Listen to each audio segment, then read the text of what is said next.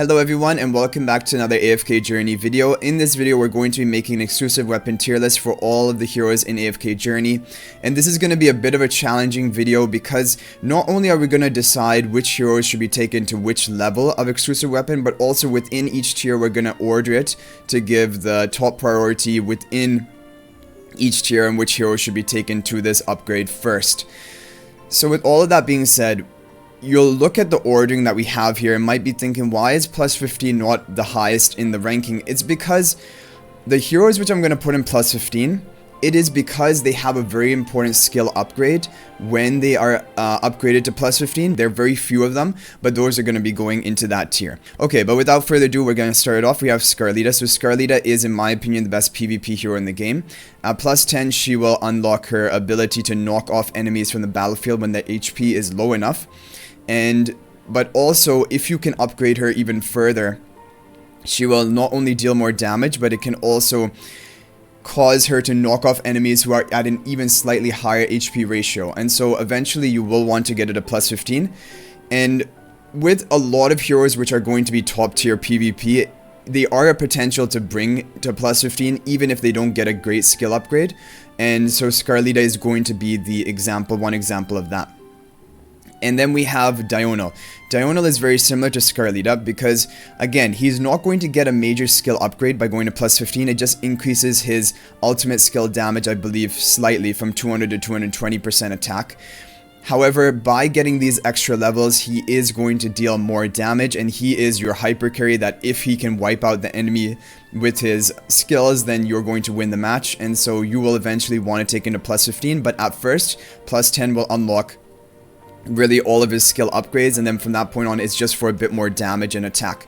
So that is why these are both going to be heroes that you will initially want to take to plus 10 and then later on get to plus 15 when you have the resources. But one thing that I just want to mention is that honestly I do not recommend getting many heroes to plus 15. It's probably just better that you level up a lot of different heroes to plus 10 before getting anything to plus 15, because it will cost you 200 temporal essences, and for that you could get almost 2.5 around heroes to plus 10 when you can only take one from plus 10 to plus 15.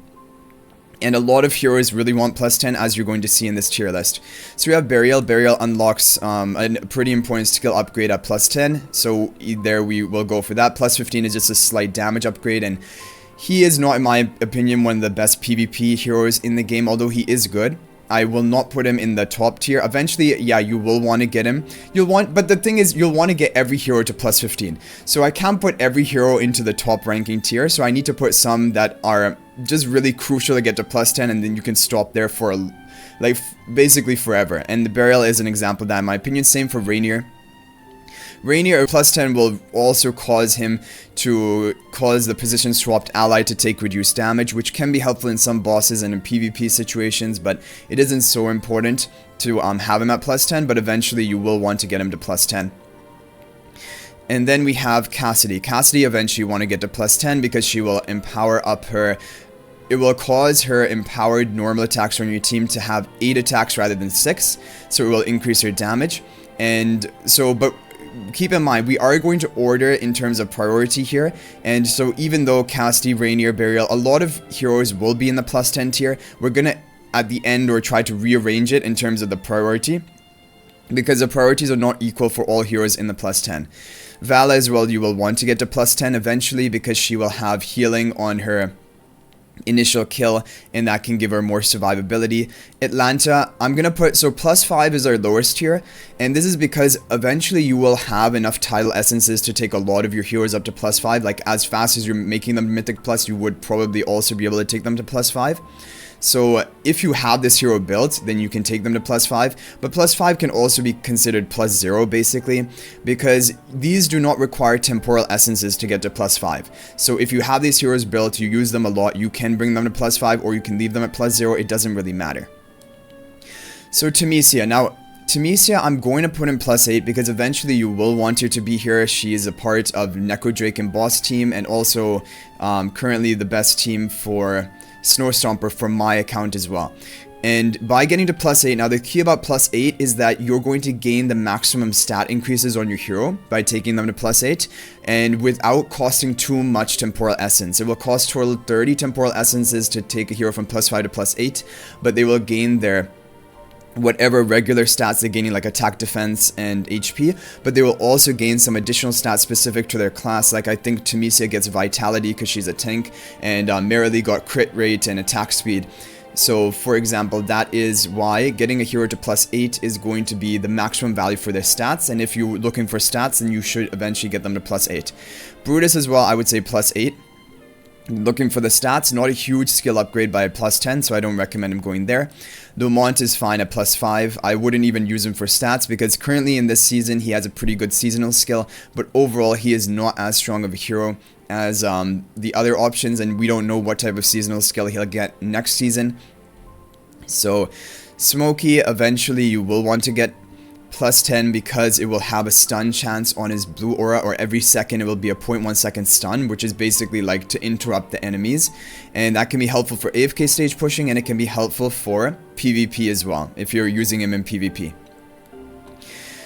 Reese, I would say at +8 you could also potentially get him to +10, but he's a hero you might be using in PvP, and then you could use him for the stat upgrade by getting him to +8. I don't think he's one of the top tier heroes in the game, and that is why I don't recommend getting him to +10, because you're going to have very limited temporal essences, and although you could get every hero to +10, I would not recommend it. But if you do have Reese built up and you are running him, you can take him up to +8. I don't think that is a bad idea, but I would be a little bit wary of taking beyond that, because keep in mind, from +8 to +10 it will cost 45 temporal essences, which is a lot, and only for minor stat increases and mainly looking for that skill upgrade.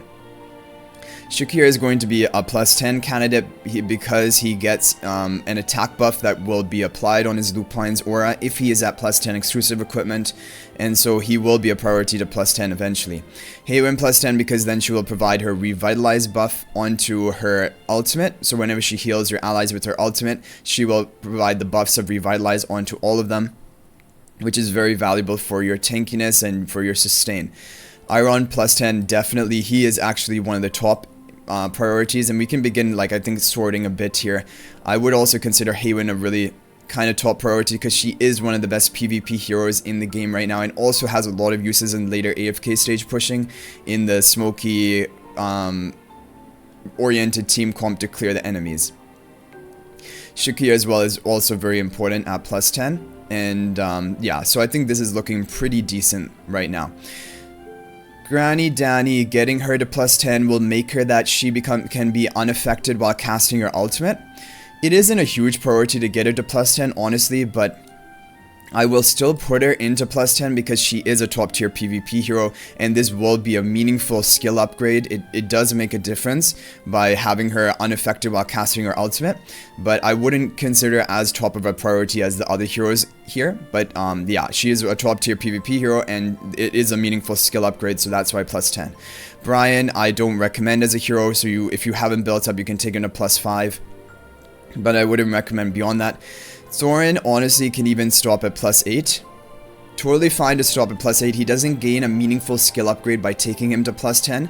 And so this is the thing. Even though Thorin is, in my opinion, the top 3 PvP heroes in the game, I'm still putting him at +8. So it doesn't mean that, for example, the heroes lower ranked on this list are less valuable. It's just that he doesn't need to be to +10 because he doesn't gain any meaningful skill upgrade. It just gives him a little bit more percentage, like 5% more healing from the Soul Pacted ally, which is hardly anything. So you just want to take him to +8 for the stats, because even if he's a top tier hero, you need to be spending your temporal essences really wisely to upgrade the heroes which matter more than him. And that is the thing. So Igor, I like at +8. He's kind of like a Stroll type team for Graveborn, and getting to +8 for the stats. Don't take him beyond that. A lot of heroes will stop at +8 even if you're using them a lot, because unless they have a really important skill upgrade to +10. Cecia, okay, Cecia, it depends. Again, you can take her to +8 just like Reese. Basically, she's pretty similar to Reese. If you have her built up, you've taken her to Mythic Plus, you can get her to +8 for the bonus stats. It isn't a terrible option. Like, you've already invested a lot into getting her to Mythic Plus to begin with, so plus 8 is not a problem. It costs 30 temporal essences, but totally fine to leave her at plus 5. And a lot of the heroes in plus 8 you can leave at plus 5, because keep in mind, the plus 8 is only for their stat bonuses, so they're not getting any skill upgrade or changes. So if you are using them a lot and you really want their stat upgrades, take them to plus 8. Otherwise, you can leave them at plus 5. They will have the same skills, but they will have lower stats, and their class specific stats will be lower. Valen, Mariel, and okay, these are gonna go into plus 5 because no one really builds these, and even if you do build them, at most take them to plus 5. Don't waste temporal essences on these heroes. There are a lot more priorities. Mariel, okay, so Mariel is going to be another one plus 10 to plus 15.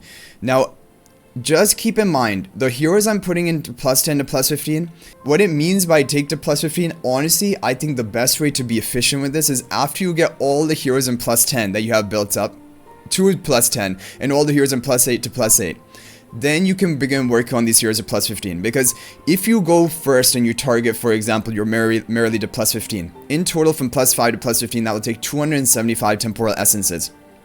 With that amount of essences, you could upgrade 3.5 heroes to plus 10, and you will get so much more bang for your buck on your account if you upgrade multiple heroes to plus 10 than one hero to plus 15. There's not any hero which will change your entire account by getting to plus 15. So that is something you need to really be careful about even when I'm making this tier list. Do not take heroes to plus 15 unless, for example, you're a spender and you're buying plenty of temporal essences from the shop. Then you can take a lot of heroes at plus 15. But for a lot of people who are not buying temporal essences from the shop, you get a very limited quantity of them. You need to take heroes at plus 10 and stop at plus 10. That is very important in the early and even mid game. Lucius I've taken a plus 8 because of his seasonal skill, but I mean, I would put him at plus 8. I think overall he has a good skill kit, and his shielding also is really important for battle drills bosses, so he is going to be a key hero there even after the season ends, even when the seasonal skill ends, I believe. Now Corrin is plus 8, but he is going to be at the top of the tier list, and I'm also going to put Mariel at the top of the list because these heroes are your Dream Realm damage dealers. These are going to be the first heroes you want on your account to be upgraded with their exclusive equipment, because by getting these heroes to these upgrades, it is going to allow you to rank high in the Dream Realm, output more damage, and earn more temporal essences back, potentially by reaching a higher ranking bracket. So the top priority on your account are going to be Mariel, Corrin, and Odie. So I'll just put Odie down here as well. And Odie is also going to be in the plus 10 to eventually plus 15 category. So these are your top 3 heroes that you'll want to upgrade first. So even though we're looking at this tier list, and don't just think that the heroes at the top row, like if you have Scarlita built up, you should be feeding her temporal essences before Corrin. That is not the case. And that is why we're ordering each tier in order of what is the most important. And so Odie, Mariel, and Corrin, these are your top 3 heroes. Do not touch any other hero's exclusive equipment until these 3 are leveled up to plus 10 on Odie, plus 10 on Mariel, and plus 8 on Corrin. Now, why plus 8 on Corrin? Why not plus 10 on Corrin? It is because his skill description says that even when it upgrades to plus 10 exclusive equipment, he will then deal 2.5% of the enemy's max HP compared to 2% previously with each of his attacks as true damage. However, in the original skill description, it says this damage is capped at 40% of Corrin's attack. And because you're using him as a boss killer, the bosses will have so much HP that you're always going to be hitting that cap of Corrin's 40% attack. So if you take him to plus 10, he's not actually going to be dealing that much more damage. It's only going to be based on however much more percentage attack he gains from plus 8 to plus 10. So because you're looking for stats on him to maximize his damage, you're going to take him to plus 8.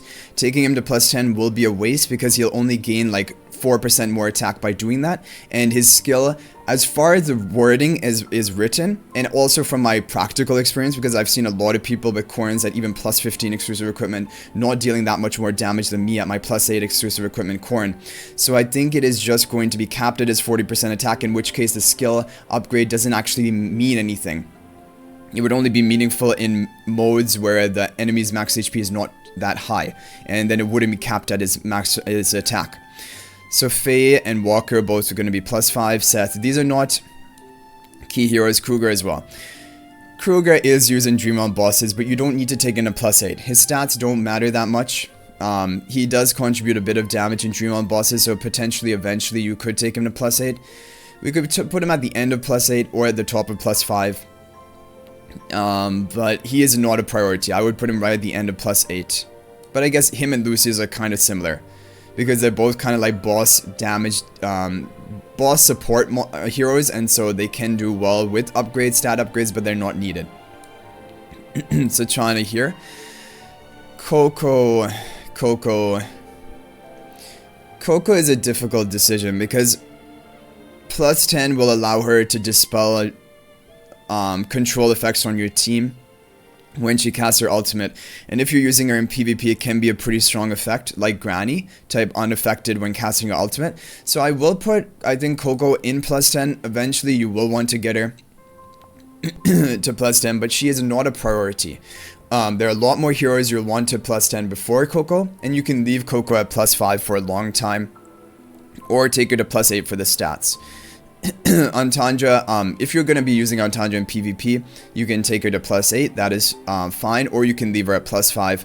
Both are fine options, but I'll put her in +8 because I do think the stats on her are going to be valuable. Arden is a +10, and I think even before Haywin, because it will prolong the duration of his entangling roots by 1 second, I believe, and that is a big upgrade. That will allow him to have more crowd control and work better in the Iron Nuke team. And the Iron Nuke team is your first gold PvP team for regular arena, and even in Supreme Arena you will be using Arden. If you don't have many, like even if you have a lot of heroes built up, a lot of times you will also be using Arden in Supreme Arena. He's a very effective hero. Leica, I'm gonna say +5, but she can be top of +5. I don't think it's that important to take her beyond that. She doesn't contribute much damage, so I think even her stats do not matter that much. I'm not sure if she gets a haste upgrade from her stats, then potentially for faster skill casting you could take her to +8. I can put her at the end of +8 because she's mainly only used in support type comps and hyper carry comps like Diurnal to try and give him bonus attack speed.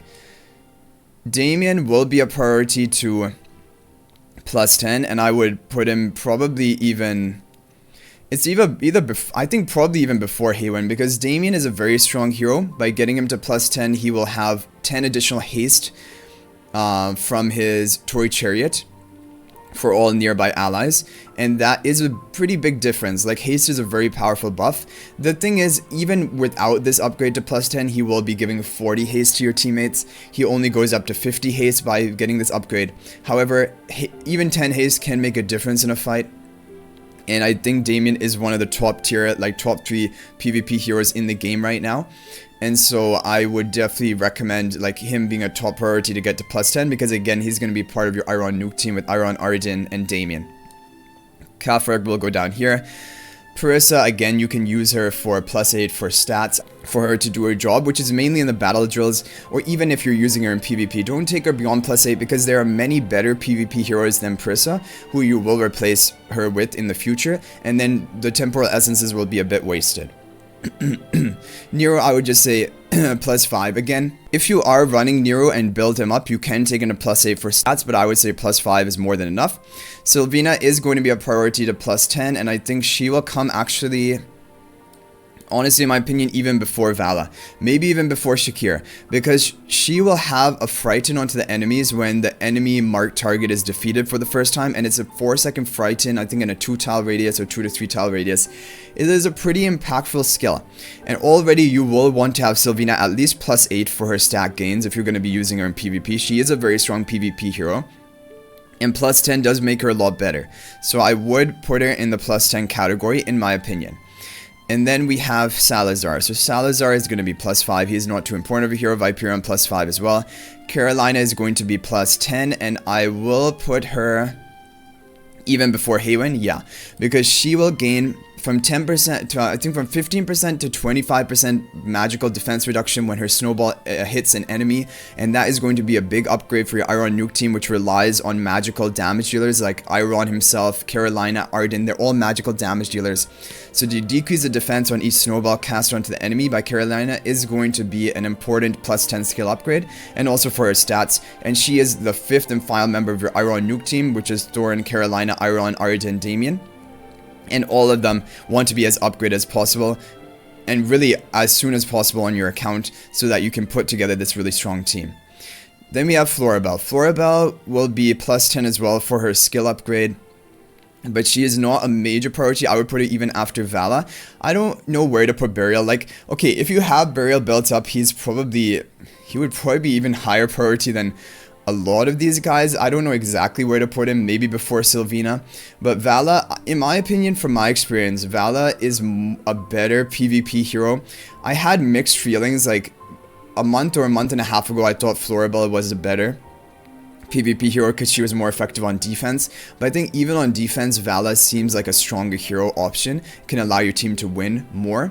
And on offense, definitely I like Vala more than Florabelle. So Vala is a bit of a higher priority. Both of them, both Vala and Florabelle, get meaningful skill upgrades by getting to plus 10, and of course the stats needed. And if you have these heroes built up, you will be using them in probably your Supreme Arena defenses, and so you'll want to get them upgraded to plus 10. Rowan, I'm gonna say plus 8. I'm gonna put him before the other heroes here because he's a PvP hero. And again, with PvP heroes, even if you don't care about the plus 10 skill upgrade, which his plus 10 skill upgrade is not too important, I think it gives him another super potion which can boost the defenses of the one who he uses a potion on. But really the thing about Rowan is that you might want to take him to plus 8 for the stat increases because he is a PvP hero. Getting that additional super potion usually is not going to change the course of the fight, and so I don't consider him a priority to plus 10. That being said, he does get a meaningful skill upgrade at plus 10, unlike a lot of the other heroes here, so I could definitely see why you would want to take him to plus 10. We could put him at the end after Coco in the plus 10 tier, but I'm pretty happy with his position in plus 8. To be honest, and for a long time you'll probably even leave him at plus 5. Now Soren is not too key of a hero. I'm gonna leave him at plus 5. Elsa is going to be a plus 10 hero for sure. She is a very strong hero in crowd control PvP teams. She is also the best option for the magic damage dealer team comp for battle drills bosses. She is overall a very good hero and gets meaningful skill upgrade at plus 10, so you will want to take it to plus 10. The question is, would you want to take her even more than Vala, for example, or would she be a little bit after Vala? I think somewhere around here would be a good position for her. Now we're coming to some heroes which are plus 15. Talene and Freyasto. So again, just because they're plus 15 does not mean they're a priority, and if you have them at Mythic Plus, you should put all other projects aside and get them to plus 15. The reason I'm putting them in plus 15 is because out of all the heroes that we put on the tier list, all the heroes in the game right now, these are really the only two heroes which gain such a meaningful skill upgrade. Their kit is not complete without their plus 15. And this is something that is a good thing about this game, that a lot of heroes, their kit is completely finished at plus 10. Getting to plus 15 gives some minor boost to their skills, gives them some stat upgrades. Even the ones we have in the plus 10 to plus 15 category. This is why I put them there, because even at plus 10 you can stop and these heroes are going to be totally effective. Their kit is complete. If you get them to plus 15, it is because you want to have a little bit more damage in Dream Realm with OD and Merrily, or you want to have a little bit better performance in PvP with Scarlet or Diona. But it is not unlocking new skills for them. They do not need to be at plus 15. So really in the game, the only heroes which need plus 15 to get specific new skills to complete their kit, it is Talene and Freyasto, because Freyasto will gain an ability when his first illusion dies to summon another illusion at his plus 15. Talene will get Power of Renewal, which will allow her the frontline ally on your team. After fully empowering up the Power of Renewal effect, then he will have another life. He will resurrect just like Talene resurrects. And so these are meaningful skill changes, and they will want plus 15 for this full effect, but I still do not consider them like a top priority. I would not build up Freyasto and Talene until a lot of other heroes are built up on your account. And definitely your Dream Realm heroes, OD, Merrily, Core, and these are the top priorities. So even though the tier list is looking like this, just remember OD, Merrily, Corrin. These are your first 3 you need to get upgraded. OD Merrily to +10, Corrin to +8. From that point on, then you can begin working on all the other things here. But even being said that Talene and Firesto need +15 for effectiveness, still, I do not recommend rushing them to +15. Getting multiple heroes to +10, especially in this +10 category, like the first 5, 6, even 10 heroes we have in the +10 category. These are going to improve your account so much by upgrading them there. So basically, even though we have these 2 in the +15 and we have some in the +10 to +15 category, I would only recommend getting them to +15 after almost all heroes on your account are already at +10. Like all of this +10 list should be almost at +10, then you can begin working on the other ones past that. And obviously for someone who's not spending, that won't be possible, and so they will not have +15 heroes for a long time. And that's what I recommend. I don't think focusing +15 on your heroes is important, because it's much more important to get multiple heroes upgraded to +10 until you have a lot built up on your account. Then you can begin the rest. Almas has an impactful +10. It will give him life drain on his Mythic Plus ability, which is powerful, but again, not so meaningful. But eventually you will want to get a +10. And Ludovic, yeah, Ludovic has an upgrade to his Everbloom Fields, an enhancement to it by getting to +10. So I would put him somewhere around here as well. And anyway, guys, that is going to be it for our tier list. There you have it. Hopefully, I honestly, based on all of my experience in the game, and I've read the skills of all of these heroes, this is my honest overall opinion of how it should be. But keep in mind, the +15s should not be rushed. No hero, in my opinion, should be taken to +15 until you have at least 5 heroes from the +10 up to +10. Like, honestly, these first 5 here, Iron, Aradin, Damien, Carolina, Haywin, or maybe even Shakir instead, or one of them, Vala, Sylvina, Ludovic. These are all heroes you'll want to have at +10. When they are at +10, then you can begin working heroes to +15, because +15 is very costly. It hardly yields any benefits. 200 temporal essences for, honestly, you're getting around 15% attack on these heroes, and you're gaining some minor upgrade to their skill, which is not game changing. It's not like a game changing new skill added to their kit like Firesto and Talene, and that is why they're in the simply +15 category. But they are, again, +15 is only done after most of your heroes are at +10. Or most of the heroes which should be at +10 are at +10. Because, yeah, obviously you don't want to get the heroes in +5 or +8 to +10. That would just be a waste. But anyway, guys, hopefully this was helpful. Let me know what you guys think in the comment section down below. And that is going to be it for this video. And until the next one, everyone, peace out for now. And thank you for watching.